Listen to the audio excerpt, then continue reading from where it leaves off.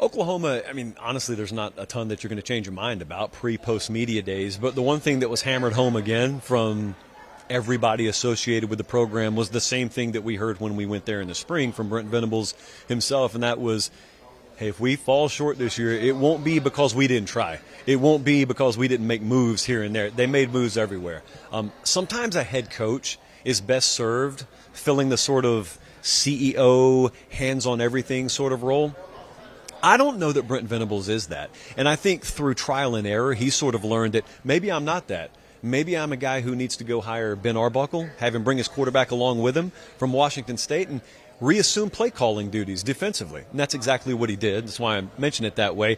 But I picked up on, again this week, the same thing I've picked up on with Oklahoma and to an extent Florida for the better part of spring and summer, and that's everyone keeps categorizing team with schedule.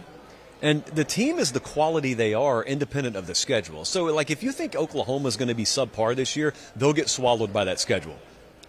If you think they're going to be good, and I happen to think they'll be a top 10 caliber team this year just in terms of quality, then they'll find a way through that. Not find a way through it unscathed, but they'll find a way through it. So my theory on them is they were not a terminally flawed team last year. My theory on them is that offensive line combined with Seth Luttrell and just not being the guy for Jackson Arnold or Jackson Arnold not being the guy for that system, that was the terminal flaw. I don't think lack of talent, lack of classes stacked on top of each other has been the terminal flaw. Defense is not the terminal flaw for them. So organizationally, that's always been a rock-solid place.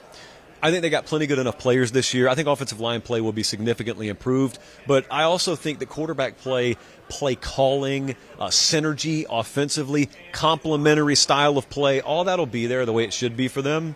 And if it is, 9-3, they're one of the teams where 9-3, I would feel comfortable saying will be good enough to get them into the playoffs. So then you come out of it. Health was a big problem for them last year too. And that's something that, despite everything Brent Venables tells us, you can't really know if you course corrected until the season gives you the results. That's the real litmus test. Oklahoma, though, I would say the straw poll I've taken around here, I seem a little bit higher on them than most people, and that's okay. It's happened before. It'll happen again.